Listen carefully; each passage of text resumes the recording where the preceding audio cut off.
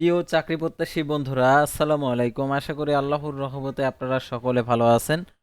তো ইতিমধ্যে আপনারা দেখতে পারছেন ধর্ম বিষয়ক মন্ত্রণালয়ের নতুন নিয়োগ বিজ্ঞপ্তি প্রকাশিত হয়েছে।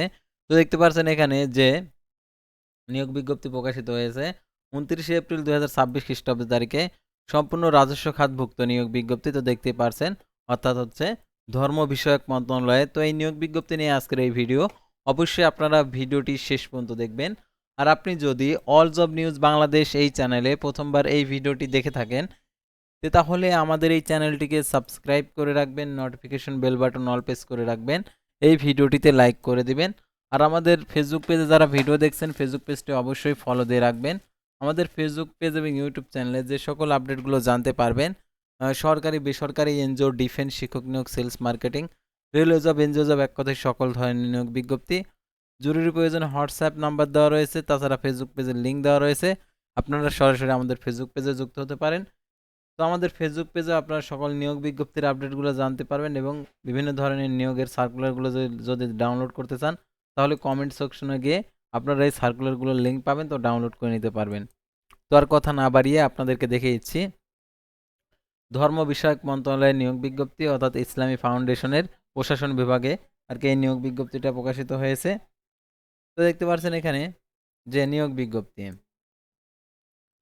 ইসলামী ফাউন্ডেশনের রাজস্ব খাতভুক্ত পদসমূহ সরাসরি নিয়োগের জন্য পদের পার্শ্বে বর্ণিত শর্তে প্রকৃত বাংলাদেশি নাগরিকদের নিকট থেকে ifb.teletalk.com ভিডিও ওয়েবসাইটে পূরণকৃত আবেদনপত্র আহ্বান করা যাচ্ছে। তো দেখতে পাচ্ছেন এখানে অনলাইন ব্যতীত কোনো আবেদনপত্র গ্রহণ করা হবে না। পদের নাম, বেতন স্কেল দেখতে পাচ্ছেন, বয়স সীমা, উপপরিচালক দেখতে পাচ্ছেন এখানে 35,500 টাকা থেকে 710 টাকা।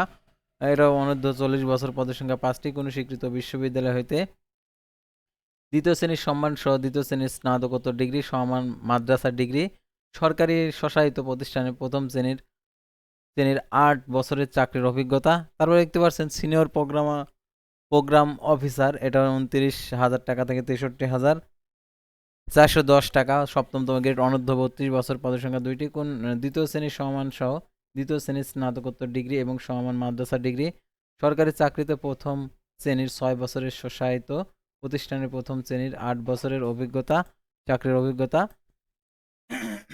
মেডিকেল অফিসার 23,000 টাকা থেকে 55,470 টাকা, অষ্টমতম গ্রেড, বয়স সংখ্যা 20টি, এমবিবিএস ডিগ্রি এবং মেডিকেল পেশায় 2 বছরের অভিজ্ঞতা।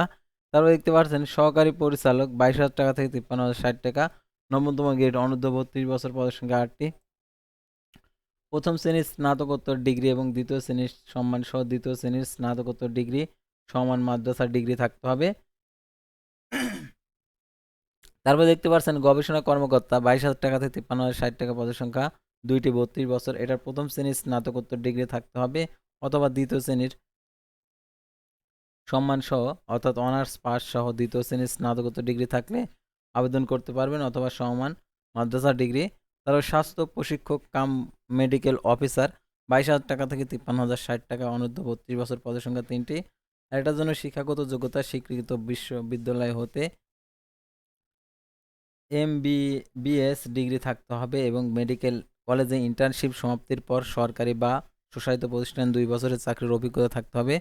তারপর দেখতে পাচ্ছেন ধর্মীয় প্রশিক্ষক 22,000 টাকা থেকে 53,060 টাকা, এটা নবমতম গ্রেড, অনূর্ধ্ব 32 বছর, পদের সংখ্যা একটি, কোনো স্বীকৃত বোর্ড হইতে বিশ্ববিদ্যালয় হইতে প্রথম শ্রেণীর কামিল ডিগ্রি এবং স্বীকৃত দ্বীনি শিক্ষার 3 বছরের শিক্ষকতার অভিজ্ঞতা এবং স্নাতকোত্তর ডিগ্রি অতিরিক্ত যোগ্যতা বলিয়া গণ্য হবে। তারপর দেখতে পাচ্ছেন এখানে সমাজবিজ্ঞান প্রশিক্ষক কৃষি 32 বছর, এটা হচ্ছে 22,000 টাকা থেকে 53,060 টাকা, পদের সংখ্যা একটি, কোনো স্বীকৃত বিশ্ববিদ্যালয়তে কৃষি বিজ্ঞানে দ্বিতীয় শ্রেণীর সমান স্নাতকোত্তর 4 বছর মেয়াদী প্রফেশনাল ডিগ্রি, মাস্টার্স ডিগ্রি সমতুল্য দ্বীনি শিক্ষায় শিক্ষিত এবং সংশ্লিষ্ট ক্ষেত্রে অভিজ্ঞতা সম্পন্ন প্রার্থীদের অগ্রাধিকার। তারা সমাজ বিজ্ঞান প্রশিক্ষক পশু পাখি পালন এবং মৎস্য চাষ 22,000 টাকা থেকে 53,060 টাকা, পদের সংখ্যা 2টি, কোন স্বীকৃত বিশ্ববিদ্যালয় হইতে মৎস্য পশু পালন বিষয়ে দ্বিতীয় শ্রেণীর স্নাতক ডিগ্রি 4 বছর মেয়াদী প্রফেশনাল ডিগ্রি এবং যাহা মাস্টার্স ডিগ্রি সমতুল্য, অথবা মৎস্যবিদ্যা পশুপালন বিষয়ে দ্বিতীয় শ্রেণীর স্নাতকোত্তর ডিগ্রি এবং দ্বীনি শিক্ষায় শিক্ষিত এবং সংশ্লিষ্ট ক্ষেত্রে অভিজ্ঞতা সম্পন্ন প্রার্থীদের অগ্রাধিকার পাবে।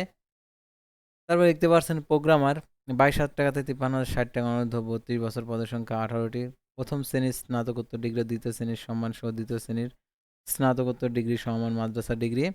তারা হিসাবরক্ষণ কর্মকর্তা 22,000 টাকা থেকে 53,060 টাকা, নবমতম গ্রেড 32 বছর প্রসঙ্গে একটি বাণিজ্য অনুষদের যে কোনো বিষয়ে স্নাতকোত্তর ডিগ্রি সহ 3 বছরের বাস্তব অভিজ্ঞতা এবং একই বিষয়ে স্নাতকোত্তর ডিগ্রি 5 বছরের অভিজ্ঞতা।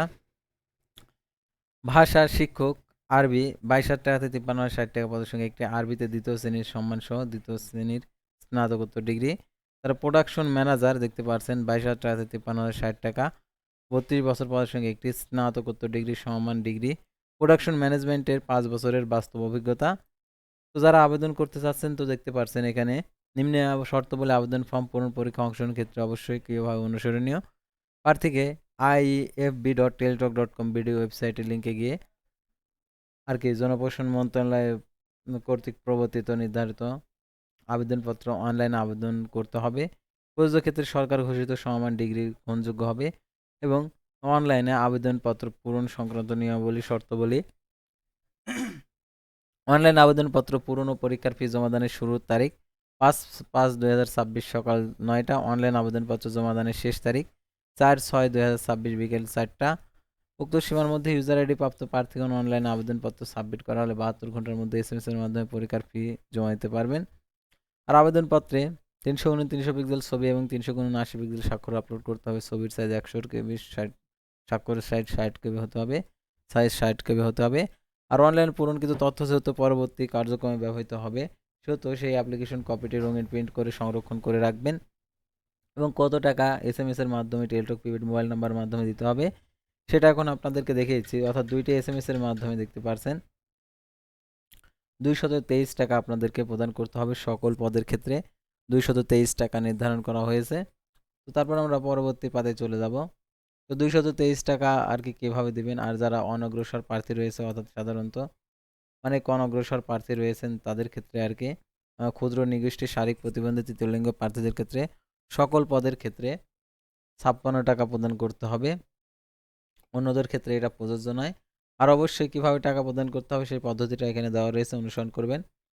আর এই পরীক্ষা হবে ঢাকাতে। আর প্রবেশপত্র পাবেন কোথায়? সাধারণত আপনি যে মোবাইল নাম্বার আবেদনপত্র উল্লেখ করেছেন সেই মোবাইল নাম্বারে এসএমএস এর মাধ্যমে আপনাদেরকে জানিয়ে দেবে পরীক্ষা সংক্রান্ত A to Z আপডেট। সেহেতু সেই নাম্বারটি সচ্ছল রাখবেন এবং এসএমএস এ যে নির্দেশনাবলী দেবে সেই নির্দেশনাবলী অনুসরণ করবেন। তো আশা করি আপনারা এই নিয়োগ বিজ্ঞপ্তি সংক্রান্ত তথ্যগুলো জানতে এবং বুঝতে পারছেন।